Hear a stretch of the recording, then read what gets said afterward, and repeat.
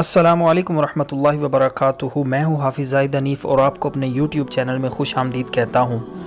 دنیا کے کافی سارے ممالک میں غازی ارطغرل سیریز دکھائی جا رہی ہے مختلف لینگویجز میں ڈب کر کے۔ یہ ابھی رمضان المبارک کے شروع میں پاکستان ٹیلی ویژن پر بھی نشر ہونا شروع ہوا ہے، تو میں نے کہا کیوں نہ غازی ارطغرل جو ہیں ان کی حیات مبارکہ پر کچھ روشنی ڈالی جائے اور سلطنت عثمانیہ جو ہے ان کے کارنامے بیان کیے جائیں۔ پلیز ویڈیو کو اینڈ تک دیکھیے گا۔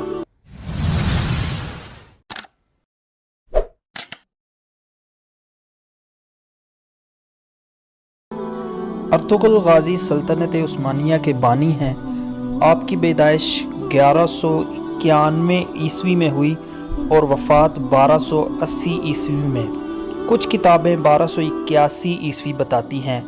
آپ ہی کے 3 بیٹے تھے، گندوز، ساؤچی اور عثمان، اور آپ کے تیسرے بیٹے عثمان نے 1291 عیسوی یعنی اپنے والد ارطغرل کی وفات کے 10 سال بعد خلافت بنائی، اور ارطغرل کے اسی بیٹے عثمان کے نام سے ہی خلافت کا نام خلافت عثمانیہ رکھا گیا، لیکن سلطنت کی بنیاد ارطغرل غازی رحمۃ اللہ علیہ رکھ کر گئے تھے۔ اس کے بعد اسی سلطنت نے 1291 عیسوی سے لے کر 1924 عیسوی تک 600 سال سے زائد عرصہ ان ترکوں کی تلواروں نے امت مسلمہ کا دفاع کیا۔ اس کے ساتھ مسجد نبوی، گنبد خضرا اور مسجد حرام کی جدید تعمیر، سیدنا امیر حمزہ کا مزار، مکہ مکرمہ تک ایک عظیم الشان نہر، آقائے دو جہاں صلی اللہ علیہ وآلہ وسلم کے مزار پر انوار کے گرد سیسا پلائی دیوار، مکہ مکرمہ تک ٹرین منصوبہ جیسے عظیم کارنامے سر انجام دیے۔ اسی سلطان علاؤ الدین کے سائے تلے یہ 12 قبیلے اوغوز خان رہتے تھے، اور اس کائی قبیلے کے چیف ارطغرل بنے۔ اپنے والد سلیمان شاہ کی وفات کے بعد سب سے پہلے اہلت آئے تھے، پھر اہلت سے حلب گئے 1232 عیسوی، جہاں سلطان صلاح الدین ایوبی کے پوتے العزیز کی حکومت تھی۔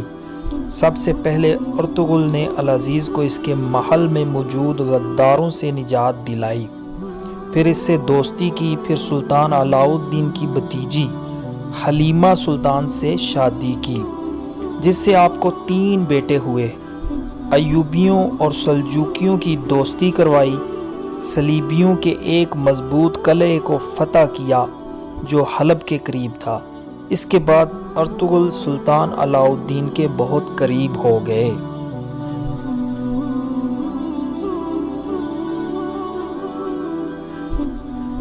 آپ کا قبیلہ سب سے پہلے وسطی ایشیا سے ایران، پھر ایران سے اناطولیہ آئے تھے منگولوں کی یلغار سے نمٹنے کے لیے، جہاں سلطان علاؤ الدین جو سلجوق سلطنت کے سلطان تھے، اور یہ سلجوق ترک سلطنت سلطان الپ ارسلان نے قائم کی تھی۔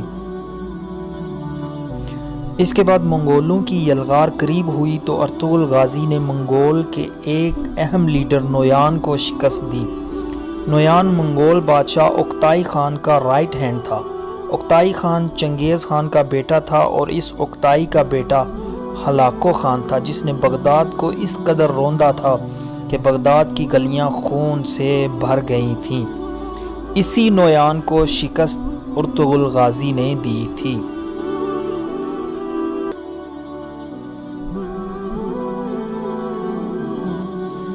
اس کے بعد غازی ارطغرل اپنے قبیلے کو لے کر سوغوت آئے، بلکہ قسطنطنیہ کے قریب، اور پہلے وہاں بازنطین کے ایک اہم قلعے کو فتح کیا، اور یہیں تمام ترک قبیلوں کو اکٹھا کیا، اور سلطان علاؤ الدین کے بعد آپ کے بیٹے غیاث الدین سلطان بن گئے۔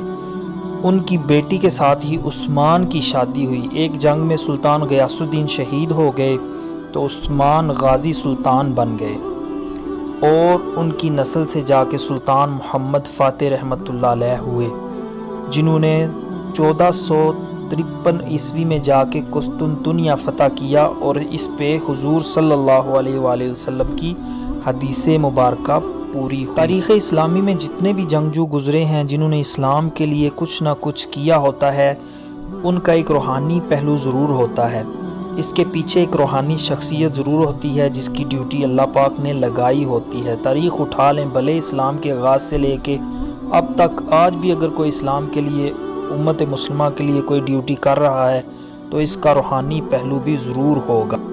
اس جنگجو ارطغرل غازی کے پیچھے اللہ پاک نے جس مرد قلندر کی ڈیوٹی لگائی تھی وہ شیخ محی الدین ابن العربی تھے۔ آپ درجوں کتب کے مصنف ہیں، اس کے ساتھ ساتھ آپ نے قرآن پاک کی مایہ ناز تفسیر بھی لکھی۔ علم کی دنیا کے بادشاہ جانے جاتے تھے اور تصوف میں بھی اپنا ثانی نہیں رکھتے تھے، جو اندلس سے ارطغرل غازی کی روحانی مدد کو پہنچتے تھے۔ امام ابن العربی رحمۃ اللہ علیہ نے ارطغرل غازی کو 2 مرتبہ سزائے موت کے منہ سے نکالا اور بر وقت ارطغرل کی روحانی مدد کرتے رہتے تھے۔ اللہ پاک ارطغرل غازی کا رتبہ بلند فرمائے اور ہزاروں رحمتیں ان کے مزار پر انوار پر نازل فرمائے۔ آمین ثم آمین۔ ویڈیو دیکھنے کا بہت شکریہ۔ امید ہے آپ کو ویڈیو پسند آئی ہوگی۔ اگر پسند آئے تو پلیز میرے چینل کو سبسکرائب کر دیں، ویڈیو کو لائک کر دیں۔ بہت شکریہ۔ اللہ حافظ، اللہ نگہبان۔